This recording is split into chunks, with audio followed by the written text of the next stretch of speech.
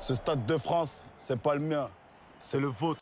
Le fait qu'on est censé, en tant que femme, boycotter un homme qui a assumé, en plus, le fait d'avoir violenté son ex-copine. Et de manière générale, on devrait normaliser le fait de boycotter tous les artistes qui ont été accusés ou qui ont été reconnus coupables ou même qui ont assumé sur la place publique des faits d'agression à caractère sexiste ou sexuel, ainsi que... Je pense qu'il y a des gens qui sont allés au concert d'Aya, qui vont aller au concert de Niska.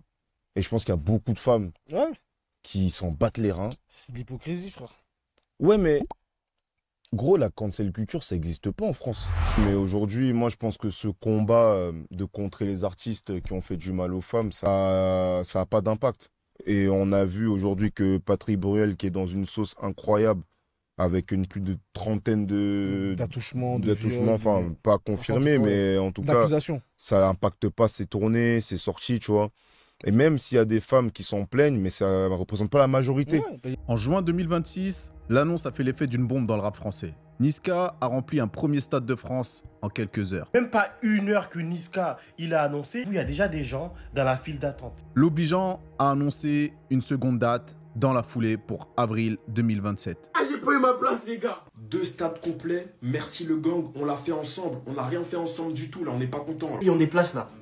Les tickets là, croyez pas que vous êtes meilleurs que nous. La performance qu'il fallait lâcher là pour avoir des places pour le concert de Niska, les gars, c'est trop. Dites-lui d'envoyer une troisième date. Moi j'ai dit, c'était le concert d'une vie, je l'ai dit. Je chantais J.C. je savais même pas c'était quoi une femme. Fais une troisième date spécialement pour les gens du 9, s'il te plaît. Les gens sont pas contents. Pourquoi les gens sont pas contents? Ils veulent une troisième date. Mais non. À l'heure où je fais cette vidéo, on vient d'apprendre que Niska a annoncé une troisième date. Les 3 dates annoncées en 2027 seront le 9, 10 et 11 avril. À ces 3 dates, le Stade de France sera envahi par des charros. Niska, le charreau d'Evry, il a touché le toit du monde. Mais derrière l'immense fête et les millions de disques vendus, se cachent des fêlures invisibles. De la cité d'Evry jusqu'aux plus grandes scènes de France, il a construit son histoire sans jamais perdre son essence. Il débarque dans la trappe, impose son style, sa cadence, et transforme chaque refrain en phénomène en évidence. Sapé comme jamais, réseau des classiques à répéter.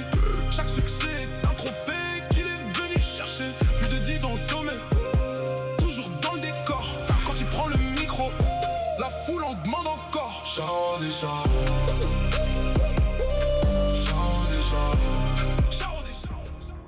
Salut à tous, bienvenue dans votre émission préférée, les speakers. N'hésitez pas à nous suivre sur notre chaîne OVDV qui s'affiche à l'écran, où on traite des sujets différents du rap. Aujourd'hui, on va parler du charreau en chef, Niska. Bah tu dis charreau, bendona bendo. Avant de commencer cette vidéo, n'oubliez pas de vous abonner et de liker cette vidéo. Merci à ceux qui le font, merci pour le soutien et la force. C'est parti, on rentre dans le vif du sujet.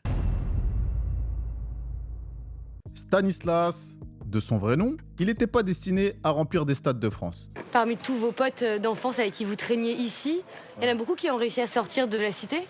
C'est compliqué, c'est compliqué. Ah, c'est vraiment compliqué. C'est vraiment compliqué. Franchement, pour le coup, il y en a, surtout moi, les mecs avec qui j'ai grandi et tout, la plupart, ils sont tous en prison. Ah, moi, franchement, je fais partie des miraculés. Hein. C'est la musique qui m'a sauvé, clairement. Moi, c'est la musique.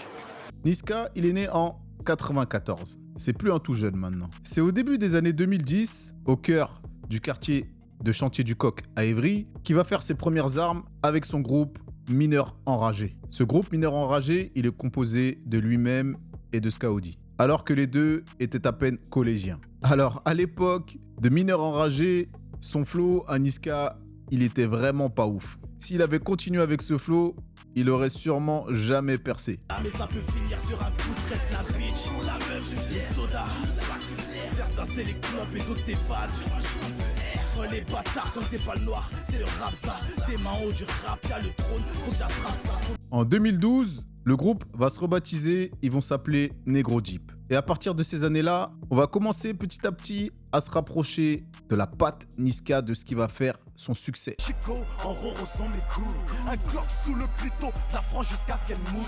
Ce qui a popularisé Niska, c'est des expressions. Et dans ces expressions, la plus connue, la fameuse, c'est charo. Alors charo, c'est le diminutif de charognard. Il y a un morceau de Niska qui va cartonner très tôt. C'est le freestyle PSG en 2015. Et il va faire cette fameuse danse, Matuidi Charo. Même le joueur Blaise Matuidi va reprendre cette danse lors de célébrations de buts avec le PSG. Le délire Matuidi Charo, il naît d'un délire de potes. Donc on arrive dans un truc où un jour on se retrouve en petit showcase et tout à Bordeaux, on est dans la chambre et tout. On délire parce qu'il y a un frérot qui nous avait appelé nous dire que Matuidi voulait des t-shirts Charo à l'époque. Matuidi il veut du Charo. Mais non gros, c'est pas vrai, tu mens. Et là c'est là que ça part en délire. Ça veut dire on se retrouve dans la Breu. Matuidi Charo, mais vraiment en délire, tu vois. Matuidi du Charo, tu vois. C'était ça là, le délire. Mais c'est vraiment ça. Mais en fait à l'époque on allait au studio tous ensemble. C'est-à-dire je pose mon couplet. Je kiffe mon couplet, mais il n'y avait que mon couplet. Et rien. Je sais pas quoi faire au refrain, j'ai pas d'idée de truc. Là, je regarde un peu le peu gros, on est là, on est au studio, tout ça, posé, détente. Les gars, vous êtes pas chaud, vous montez sur le track et tout. Tout le monde pose. Et je me dis, mais les gars, vous vous rappelez le délire là qu'on avait eu dans la chambre? T'as capté? Voilà, c'est dans celui-là. Le délire qu'on a eu dans la chambre et tout. Ouais, tout ça, ouais, Matuidi Charo, ouais, mais je crois qu'il faut qu'on fait ça à la fin, en mode on s'en fout et tout là. Il me dit mais non et tout, je dis ouais vas-y t'habilles, boum, on s'enjaille. Le rap français, il assiste alors à une ascension fulgurante. Moi Niska, son premier morceau qui m'a vraiment choqué, c'est le morceau Allô Maître Simonard. Pour ceux qui connaissent pas ce titre, allez écouter, c'est un banger. Après c'est vraiment un titre de la cahier, si vous n'êtes pas dans les sons underground de la street. Si vous êtes plus dans les sons comme Réseau, Sapé comme jamais, c'est sûr que ce ne sera pas votre cam. Je continue. Dès son premier album, qui s'appelle Zifukoro, en 2016, Niska il s'impose comme le point de connexion des géants de l'industrie. Il y a une chose qu'il faut souligner, c'est que Niska, c'est l'un des seuls artistes à avoir Booba et Gims sur le même album. Dans l'album Zifukoro, Booba est sur le titre MLC en feat avec Niska, et dans le même album, on a le titre Elle avait son Joe en feat avec Maître Gims. Mais ce qui va vraiment faire péter Niska à l'échelle de toute la France, c'est la connexion avec Gims. En 2015, il va exploser auprès du grand public avec un couplet mémorable sur le titre Sapé comme jamais de Maître Gims. Voilà. Donc Niska, je l'ai invité, c'était vraiment en dernière minute, tu sais, c'est les morceaux de fin de projet, t'es là, t'as la dernière inspi, c'est là où le nectar, il n'y a pas longtemps en fait. Le déclic, c'est que je faisais l'instru, je partais avec Danny Sainté sur l'instru, machin, on était là, c'est purée, mais là, on part, ça m'a l'air d'être un gros tube ce truc-là, tu vois pas. On partait sur machin, j'avais le refrain, le machin. Adama, il écoute le son et il me dit, faut que tu invites Niska dessus. Ouais. Il me dit, faut que tu invites Niska dessus, absolument. Et moi, je bloque comme ça, je dis, ah ouais, purée. Et de là, c'est Dadju qui me passe son numéro, etc. Et le lien se fait direct. J'ai au téléphone, machin, il est chaud, il écoute le son, il gratte le jour même, le soir même, il était au studio, bam, il m'envoie le truc, c'est bouclé. Tu vois, ça s'est fait vraiment comme ça. Toi, j'imagine, parce que tu avais déjà vu les trucs qu'il faisait et tout. Oui, bien sûr. Moi j'ai mon petit frère, je regarde ses snaps et tout, ils sont tous avec la danse Charo, tout ça. Je sais que le mec est en place en ce moment, il est là, et qu'il fait un sacré boucan. Et ce qu'il fait, c'est fort. Moi j'ai vu des vidéos de mecs qui chantent, ils dansent en même temps, des chorégraphies, c'est carré, les mecs le suivent à côté. C'est de la folie ce qu'il a ramené. C'est vraiment de la folie. Hein. Un tube qui va être plusieurs fois récompensé aux victoires de la musique et qui va recevoir pas mal de certifications. C'est vraiment un des plus gros titres français. Pour sa connexion avec Booba, Niska, il va devenir l'un des rares à enchaîner les featuring avec le Duc. Comme je vous ai déjà dit, ils ont fait un morceau qui s'appelle MLC, ils en ont fait un autre qui s'appelle Tuba Life, mais ils ont surtout fait le hit qui s'appelle Médicament. Le jeune a été validé par Booba. Donc, qu'est-ce que ça veut dire quand on dit aujourd'hui être validé par une personne? On voit que Gradure a été validé par Booba, ça a pété. Franchement, tonton Marcel, c'est une très bonne question que tu me poses. Parce que moi aussi, je me pose la question. Ça veut dire quoi ce mot validé? Parce que moi, j'entends partout la valider. Moi, Booba, il m'a partagé sur Instagram. Et je respecte son acte, tu vois. Son partage, quoi. Son partage, voilà. C'est une grande reconnaissance envers moi. Tu vois ce que je veux dire ou pas? Après, s'il m'a validé, je sais pas. Ça sera à lui de le dire, sera à lui de le montrer. En tout cas, moi, comparé à ce qu'il a fait, je vais montrer qu'il a pas fait ça pour rien. Tu vois ce que je veux dire? C'est un vrai, mon pote. Mais tu sais là, tout... Niska, il s'assoit à la table des boss de la trappe en France à cette époque. La réussite, ça isole. Les fans de la première heure, ils ont tous remarqué une chose, c'est l'absence progressive de son binôme historique, Madran. Madran, c'est vraiment un mec important dans la vie et dans la carrière de Niska parce qu'il apparaît avec lui dans presque tous ses clips, dans presque tous ses sons. Il shout out toujours Madran. Il fait pas mal de morceaux en featuring avec lui également. C'est vraiment un duo qui marche bien et une très très grande amitié. Qu'est-ce qui s'est passé entre les deux? Eh ben en fait, il aura fallu attendre le passage de Madran dans l'émission We Hustle du Chairman pour qu'on sache enfin la vérité de cette distance entre les deux. Madran, au micro du Chairman, il l'a confié avec beaucoup de pudeur que l'élément déclencheur de leur distance, c'était la prison. En fait, Niska, lui, il gérait vraiment son buzz et la musique comme une vraie carrière prise au sérieux, une vraie carrière artistique et professionnelle. Tandis que Madran, il voyait la musique un peu comme un amusement. Il avait plus un pied dans la rue que Niska dans les embrouilles, dans les affaires. Vous voyez ce que je veux dire. Cependant, Madran, il a bien expliqué une chose. C'est que pendant son incarcération, Niska, il a toujours été là et il a toujours été fidèle parce qu'il lui envoyait régulièrement des mandats. Les amis comme ça sont très rares, faut le souligner. Mais à la sortie de prison de Madran, le décalage, il était trop grand. Il y a un froid qui s'est installé pour des bêtises, chacun s'est braqué par fierté et les deux, ils se sont chacun renfermés sur eux-mêmes. Il y a des clans qui se sont créés dans leur entourage et il y a une distance qui s'est installée. Tout le monde s'est éloigné. Je pense que si je serais pas allé au placard, il y aurait eu encore le groupe, je pense. Je pense, hein. Tu vois? En tout cas, c'est bien le fait de souligner qu'il a toujours été présent pour toi pendant les... Ouais, franchement, rien à dire. Sur ça, rien à dire, tu vois. Et tu vois, il a toujours été présent. C'est-à-dire, moi-même, comment tu veux vouloir à quelqu'un qui t'envoie des mandats tous les mois? Tu peux pas. T'es ingrat, là. Tu vois? C'est une fois après, quand je suis sorti, on va dire, j'ai vu quand même un petit changement, quand même, tu vois. Tu sais, quand tu traînes pas avec, on va dire, même si c'est ton meilleur ami, hein, si tu traînes pas avec lui pendant, il y a 4 années qui est passé entre vous deux, c'est plus pareil. Hein. Tu le veux ou non, c'est plus la même relation. Tu vois? C'est-à-dire, moi, je suis sorti en tant que, là, j'avais pris du recul, tout ça, j'ai fait, entre guillemets, j'ai pris conscience de tout ce que je pouvais avoir. Je me suis dit, ah ouais, mais je suis un fou. Moi, je suis là, je m'en fous, alors que, tu vois, ça peut te déboucher, je peux réussir ma vie, ou truc. C'est là que, quand je suis sorti, j'ai voulu, entre guillemets, prendre ça au sérieux.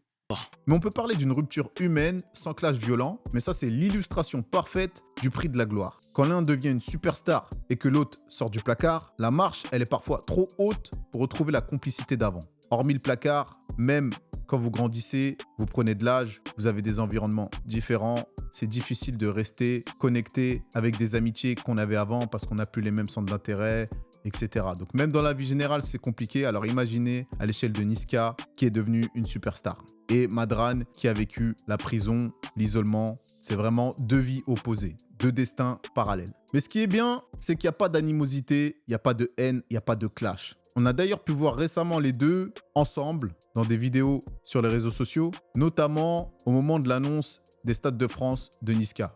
C'est mort. Stade de France, là, c'est chaud. Voilà, c'est chaud.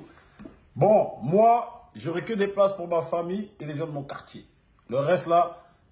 C'est une chose qui prouve qu'ils sont encore très proches et que quand on est vraiment ami avec quelqu'un et que c'est une vraie amitié, normalement, ça ne se défait pas comme ça du jour au lendemain. Il y a toujours un truc qui fait que vous serez toujours ensemble, vous serez toujours soudés. En vrai, Niska, on a vraiment l'impression que c'est un gars fidèle avec ses proches et qui est sincère dans ses relations.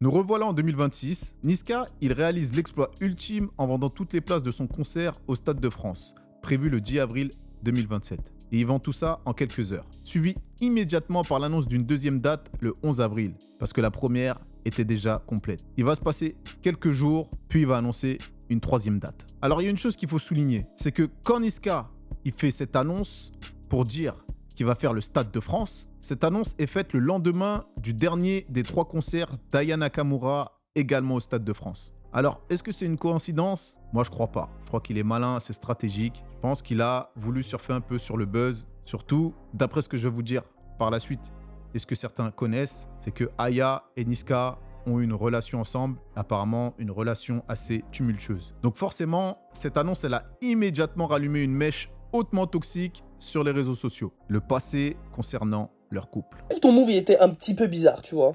De là maintenant à refaire comme Aya le même tweet et tout avec ton nouvel... Bref, c'est quoi ton projet, Stanislas? Parce que bon, dans tous les cas, tu vas pas surpasser ce qu'Aya a fait, ça on le sait tous. Voilà, t'étais juste bon à frapper notre go, c'est tout ce que t'as fait en fait. En 2019, leur séparation tumultueuse, elle avait fait les gros titres suite à des accusations de violence conjugale portées contre le rappeur. On a pu voir des photos du visage d'Aya tuméfié sur les réseaux sociaux. Si l'affaire n'a pas mis fin à sa carrière, une partie du public et surtout des militants, militantes féministes, ils ont appelé ces derniers jours au boycott de ses concerts au Stade de France, dénonçant la mise en avant d'un homme ayant levé la main sur une femme et sur la plus grande artiste francophone actuelle. Mais c'est quelque chose que je ne pourrais jamais cautionner. Vous voyez ce que je veux vous dire? En fait, on ne peut pas aller dire je suis contre les violences faites aux femmes, puisque je me bats contre ces violences faites aux femmes, et aller soutenir des enculés qui tabassent les femmes, en fait. Je peux pas, c'est pas...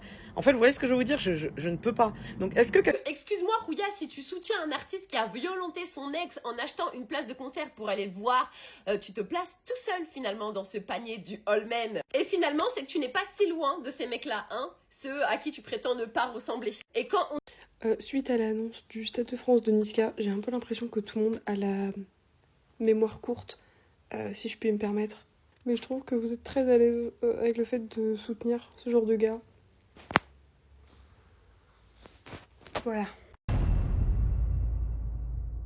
Donc c'est ici que le débat il devient politique et sociologique. Pourquoi le concert de Niska crée-t-il un tel malaise? Alors que d'autres artistes, au passif similaire ou plus lourd, continuent de naviguer sans encombre. Quand on regarde bien, l'indignation du public et de l'industrie, elle semble parfois à géométrie variable. On va faire un peu les comparaisons. Si on écoute bien, si on essaye de reprendre les différentes affaires où il y a eu des violences ou des agressions envers des femmes, Niska, ce ne sont que des accusations de violence conjugale sur Aya Nakamura. Je dis ce ne sont que parce qu'il n'y a pas eu de condamnation. Aya Nakamura n'a pas porté plainte. Pourtant, il y a un boycott qui est réclamé par une partie du public pour son concert au Stade de France. Mais moi, je vais vous parler de Chris Brown. Chris Brown, c'est une très grande star américaine. Il y a pas mal d'années en arrière, il a agressé très violemment Rihanna. Et il a été condamné par la justice. Chris Brown tient le volant de la voiture, il regarde Rihanna et c'est là qu'il va lui dire « Tu vas voir, je vais te... » quand on va rentrer à la maison. La scène est totalement dingue parce que Rihanna essaie de se défendre. Elle lui tire son t-shirt pendant qu'il conduit la Lamborghini qui dandine. Ce moment-là est inédit parce que quelques minutes encore avant ça, ils étaient à la soirée de Clive Davis, ils s'amusaient, ils faisaient la fête. Ils étaient ce couple star du game, jeune, beau, fringant, qui chantait ensemble Umbrella. Et pourtant, il effectue des tournées mondiales et triomphales avec des salles combles, soutenues par des millions de fans et par l'industrie. Ils ont laissé cette affaire dans le passé, sachant que Rihanna avait subi des coups d'une violence extrême. On a pu voir les images de son visage. Je peux vous parler également de Patrick Bruel. Donc lui, il est visé par plusieurs plaintes pour V et pour agression S actuellement. Sachant qu'avant ces plaintes, depuis des années, des femmes se plaignaient d'harcèlement, d'exhibition S, sans qu'il soit inquiété pendant tout ce temps durant sa carrière artistique et médiatique. On est dans un coin sombre du Bataclan qui est derrière un rideau de Seine et il me colle au mur, il se serre contre moi, il m'embrasse comme un fou dans le cou et quand il se serre, je sens son érection contre mon corps et là je le repousse et je lui fais « mais enfin, cher ami, que se passe-t-il » Il s'arrête, il est décontenancé et il me fait « je sais pas, j'ai vu ton cou, il était joli, j'ai eu envie de l'embrasser. Ça t'est jamais arrivé d'avoir envie d'embrasser un cou ?» Il m'attrape par le poignet et il m'attire dans la toilette qu'il ferme à clé. Il m'adosse contre la porte, donc je ne sais pas l'ouvrir. De nouveau, là, il viendra ses lèvres, il essaye de m'embrasser, ses lèvres dans mon cou, ses mains qui passent, qui caressent mes jambes, qui remontent sous ma robe, pour y passer sous mes collants. Il y a des mots qui ont été échangés avec Patrick Bruel dans cette scène où tout est silencieux. Des noms de ma part, mais si tu vas aimer, je sais que tu attends ça depuis ce matin. Elles apprécient toutes. Pendant des années, il a continué à faire ses tournées, ses concerts et à jouer la comédie au théâtre sans aucun boycott. En revanche, il y a quelques jours, il a enfin été placé en garde à vue et entendu par un juge. Mais on parle d'un mec qui a plus de 30 ans de carrière, donc toutes ces années, il a pu faire sa vie normale, sachant tout ce qui se disait sur lui. Et surtout, il est accusé sur des affaires qui datent d'il y a longtemps. Donc on peut se poser la question, pourquoi il y a une différence de traitement? Attention, je parle en termes médiatiques et non pas en termes judiciaires. Alors premièrement, il y a l'argument du genre musical. Le rap, il est historiquement plus surveillé, plus vite criminalisé par les médias traditionnels et aussi par l'opinion publique. Ce qui passe pour une erreur de parcours ou un écart de conduite chez une star de la variété française ou de la pop internationale, ça devient un motif d'exclusion définitive pour un rappeur issu de la banlieue, avec l'image sulfureuse qui lui est adossée. Le problème, c'est qu'aujourd'hui, lorsque tu essaies de dire des choses dans le rap, t'es pas appuyé par les radios, t'es pas appuyé par les médias. Le problème, c'est qu'on essaie de faire sortir tout le fond du rap.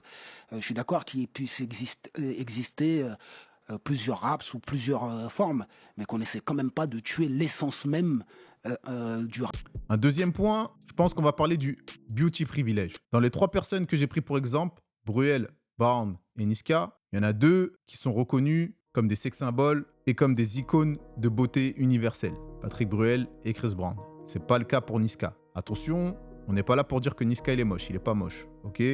Mais il n'est pas dans les codes de beauté universelle. Mais là, on va rester sur l'affaire Chris Brown, Rihanna, pour comparer à l'affaire Aya Niska. Parce que si on prend les 2 affaires, elles sont comparables sur pas mal de points. Alors les 4, c'est des icônes dans leur pays. Les 4 sont au sommet de leur art. Après, ce qui diverge dans les 2 affaires, c'est que la violence qu'a employée Chris Brown est avérée, parce qu'il a été condamné, et on a vu l'ampleur des dégâts qu'il a infligés à Rihanna. Et dans le cas de Niska, il s'agirait d'un cocard, mais il n'y a pas eu de plainte pour cette blessure qu'il aurait, d'après les rumeurs, infligée à Aya. Je pense que dans le traitement de ces 2 affaires, en termes médiatiques, bien entendu, il y a le beauty privilège qui rentre en compte. Chris Brown, c'est quelqu'un de très beau, c'est un sex symbole. Et à côté, Niska, c'est un rappeur de la street, comme je vous l'ai dit, qui est pas moche, mais qui rentre pas dans les critères de beauté universelle. Donc, les gens, ils ont tendance à plus facilement pardonner à Chris Brown plutôt qu'à Niska. Même si Niska, comme je vous le redis, il n'y a pas eu de plainte contre lui. Aya n'a pas porté plainte, donc on ne sait pas s'il a vraiment fait ça. Le 3e point que je voudrais aborder, c'est les antécédents de chacun. Aya, elle a déjà été condamnée pour violence conjugale, notamment pour s'être battue avec son ex-mari et père de sa fille. Donc les 2, ils ont été condamnés. On sait qu'il y a eu des échanges de coups mutuels. La chanteuse française Aya Nakamura et son ex-compagnon Vladimir Boudnikov ont été jugés ce jeudi pour violence réciproque. La police était intervenue à 2 reprises au domicile du producteur sur fond de tension. Placé en garde à vue, l'interprète au disque d'or avait affirmé avoir subi des violences de la part de son conjoint. Celui-ci avait alors été interpellé à son tour. Les 2 artistes, parents d'une fillette, étaient ressortis libres avec une convocation devant le tribunal. La décision est finalement tombée ce 23 février. Aya Nakamura a été condamnée à 10 000 € d'amende et son ex-compagnon à 5 000 € d'amende. Niska, à ma connaissance, il n'y a pas eu de condamnation antérieure pour des affaires de violence conjugale. Après, en aucun cas, je prends parti. J'expose juste les faits. Et en vrai, il n'y a que les 2 qui savent ce qui s'est passé entre eux, dans leur relation. Mais je veux juste dire que l'appel de ces gens au boycottage des concerts de Niska, il n'est pas légitime. Niska au Stade de France en 2027, c'est la victoire incontestable des Charros. Un gamin d'Evry devenu indétrônable. Mais c'est aussi le miroir d'une époque où le public il doit jongler entre l'amour de la musique et la moralité des artistes. Niska est rempli des stades, mais l'ombre de son passé ne le quittera jamais tout à fait. Reste à savoir si la musique, elle doit être jugée indépendamment de l'homme, ou si le boycott, il doit être le même pour tous, sans distinction de style, de couleur ou de statut. Merci à vous, c'était les speakers. On vous dit à bientôt. Bye bye. De la cité d'Evry jusqu'en plus grande scène de France, il a construit son histoire sans jamais perdre son essence.